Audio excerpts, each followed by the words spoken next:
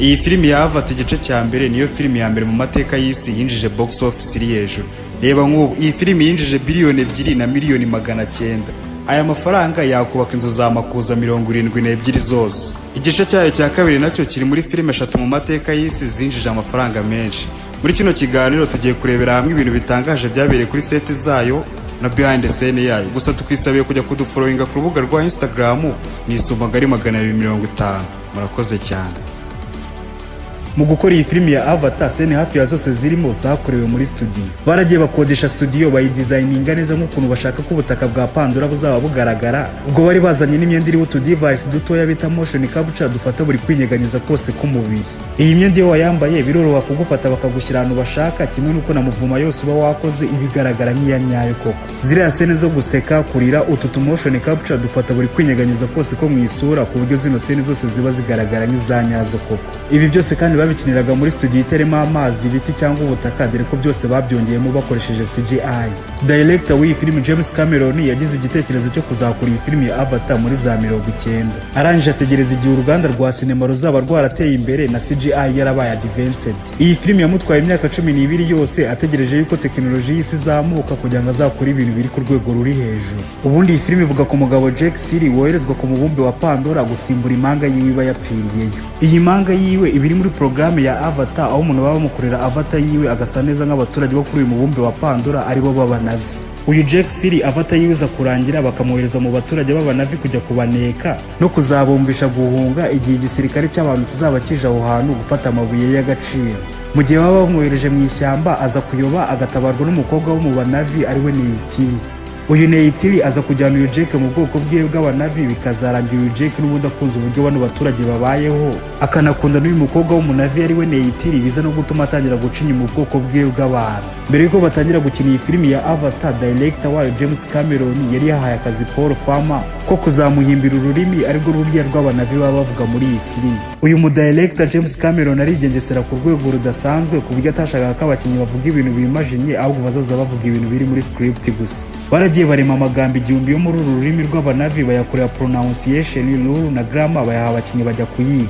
Ubu mu ndimi ku isi ziriho harimo ururimi rw'abanavi rwarimwe mu ikorwa ry'iyi filimi gusa. Kugira ngo numve uburyo uno mu director w'iyi filimi James Cameron yigengesera ku rwego rudasanzwe, iyi filimi iri muri filimi zakozwemo kati nyinshi. Mu gihe babaga barimo gushutinga iyi filimi ukagenda nk'uko atabikubwiye, cyangwa ziriya scene zo kugaragaza amarangamutima n'uyagaragaze neza, mwahitaga mukora kati paka mukoze scene nziza. Iyi filimi ikirangira abakinnyi bayo bavuze ko uyu James Cameron ameze nk'umuyobozi w'igitugu, dore ko kuri set abatavugirwamo kubera gushaka zino scene gusa. Kugira ngo numve uburyo bano bagabo ari abahanga, mu gihe bari barimo gushutinga iyi filimi bari bararemye movement umukinnyi azaza akora, ku buryo bo bazajya muri computer bagashyiramo ziriya nyamaswa nini z'abanavi, scene zikagaragara nka kuriya wazibonye. Ni ukuvuga ngo abakinnyi bagombaga gukina nk'aho ari ikintu barimo kurwana nacyo, bimwe mu bintu bigoye cyane kuri set.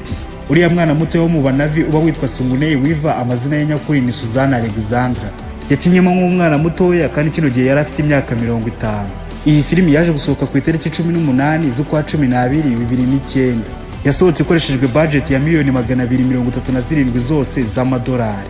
Gukoresha kano kayabo kose kaya amafaranga muri kino gihe cya za 2000 byari ugufata risk ku rwego rudasanzwe, ku buryo abantu bose bitaga uyu James Cameron umusazi.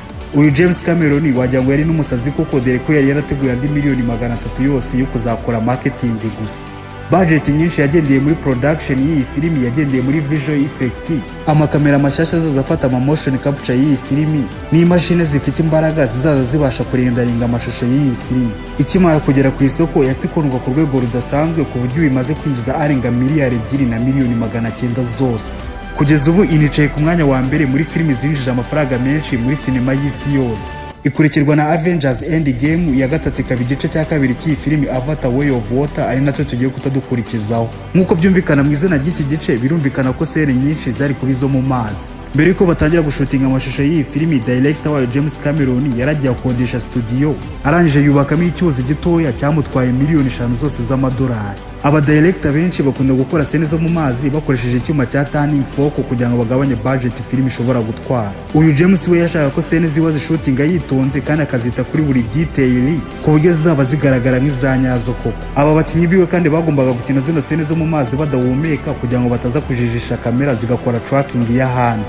si abakinnyi gusa dore ko n'abakamera opereta babaga bari mu mazi barimo gufata aya mashusho bagombaga kudahumeka kugira ngo bataza kwica iyi tracking. Ibi byatumye ari amasene bakuramo amakati menshi ku buryo umukinnyi yahumekaga bakajya mu mazi bagakora ako gasene mu gihe agiye kubura umwuka bakata bongera bakazamuka. Mu gihe bari barimo gushutinga iyi filimi bakoze kamera zabo nshyashya zitari ziri ku isoko zo gufata motion capture nk'uko bo babishakaga. Kamera zari ziri icyo gihe zakoreshaga system ya motion capture iri infrared light. Izi kamera iyo bazikoresha uyu James Cameron ntabwo yari kubona urumuri yifuzaga, byatumye ajya gukoresha kamera ziwe zimuha urumuri rwa ultraviolet light. Ku mpande z'iki cyuzi bari bubatse muri studio hariho probers ziri buze gusunika amazi hakaza waves. Amazi y'abari hamwe ntabwo sene zari kugaragara nk'izanyazo, niyo mpamvu bakubitaga amazi kugira ngo uzazibone nka kuriya wazibonye. Kubera ko director w'iyi filimi James Cameron atashakaga ko bano bakinnyi bazanamugora cyane, yabanje kubajyana kwiga koga ku rwego ruri hejuru kugira ngo batazamugora. Iki gice cya kabiri cyo cyagiye kurangira gitwaye budget iri hagati ya $350 na $460 z'amadolari. Ni ukuvuga ngo amafaranga yakoze kino gice yakubaka inyubako ya convention center yose ikarangira. Si ibyo gusa dore ko bari baranateguye budget yo kwamamaza iyi filimi iri hagati ya $500 na $600. Gusa icyiza aba bagabo ntabwo bajya bahomba dore ko iyi filimi imaze kwinjiza arenga biliyoni 2 na miliyoni 300 zose z'amadolari. Igice cya gatatu cy'iyi filimi cyamaze gusohoka dore ko cyasohotse kuri 19 z'uku kwezi turimo. Ni ukuvuga ngo filimi z'uyu mugabo afata igice cya mbere n'igice cya kabiri biri muri filimi 3 ku isi zinjije amafaranga menshi. Iki gice cyayo cya gatatu cyasohotse biteganyijwe ko muri iyi weekend yayo ya mbere kiri buze kurara kinjije miliyoni 200 zose z'amadolari. Mu biganiro by'ubutaha tuzavuga uburyo kino gice cya gatatu kirimo kwitwara ku isoko dore ko nta makuru yari yatangazwa. Wowe twabanye muri kino kiganiro ndagushimiye cyane.